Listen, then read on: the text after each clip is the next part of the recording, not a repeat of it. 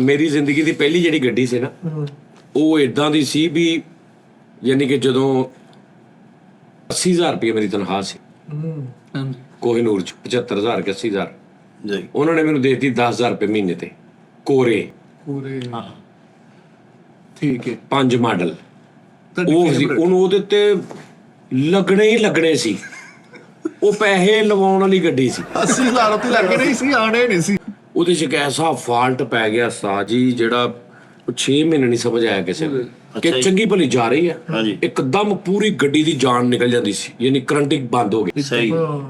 ਅੱਛਾ ਉਸ ਤੋਂ ਬਾਅਦ ਥੋੜੀ ਦੇਰ ਮੈਂ ਤਾਰਾਂ ਤੂਰਾਂ ਲਾਉਣੀਆਂ ਅੱਗੇ ਹੱਥ ਉੱਤ ਮਾਰਨੇ ਤਾਰਾਂ ਨੂੰ ਸਾਈਡ ਤੇ ਕਰਨਾ ਇੱਧਰ ਉੱਧਰ ਕਰਨਾ ਤੇ ਉਹਨੇ ਸਟਾਰਟ ਹੋ ਜਾਣਾ ਬੜੇ ਮਿਸਤਰੀਆਂ ਕੋ ਗਿਆ ਹੁਣ ਰੌਲਾ ਹੈ ਕਿ ਜਦੋਂ ਗੱਡੀ ਸਟਾਰਟ ਖੜੀ ਉਦੋਂ ਮਿਸਤਰੀ ਨੂੰ ਕਿੱਦਾਂ ਪਤਾ ਲੱਗੇ ਵੀ ਕਿੱਥੇ ਰੌਲਾ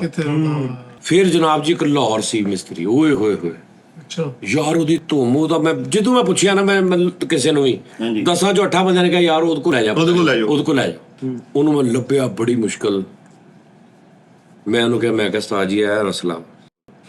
ਬਾਬਾ ਜੀ ਉਹਨੇ ਇੰਜ ਕਰਕੇ ਟਾਪਾ ਪਾ ਬੜੇ ਸਟਾਈਲ ਨਾਲ ਹੀਰੋ ਟੈਪ ਆਇਆ ਕਰਕੇ ਉਹਨੇ ਇੰਜ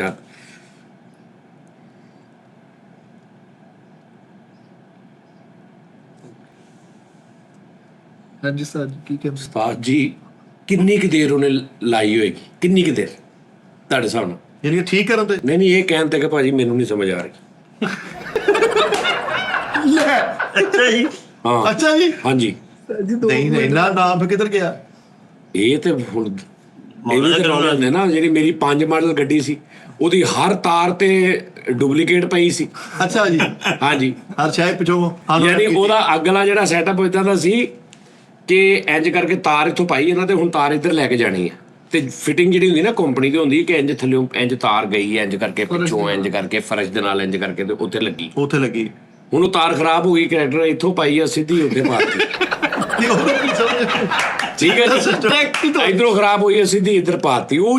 ਜਾਲਾ ਜਿਹਾ ਬਣੇਗਾ ਤੇ ਉਹ ਕਹਿੰਦਾ ਭਾਜੀ ਮੈਂ ਇਹ ਕਿੱਥੋਂ ਆਈ ਗੱਡੀ ਮੈਂ ਕਿਹਾ ਜੀ ਇਹ ਮੈਂ ਮੇਰੀ ਜ਼ਿੰਦਗੀ ਦੀ ਪਹਿਲੀ ਗੱਡੀ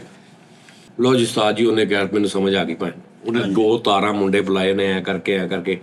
ਟੇਪ ਕੀਤੀ ਫਲਾਂ ਕੀਤੀ ਇੱਕ ਤਾਰ ਛਿੱਲੀ ਸੀ ਤੇ ਉਹ ਨਾ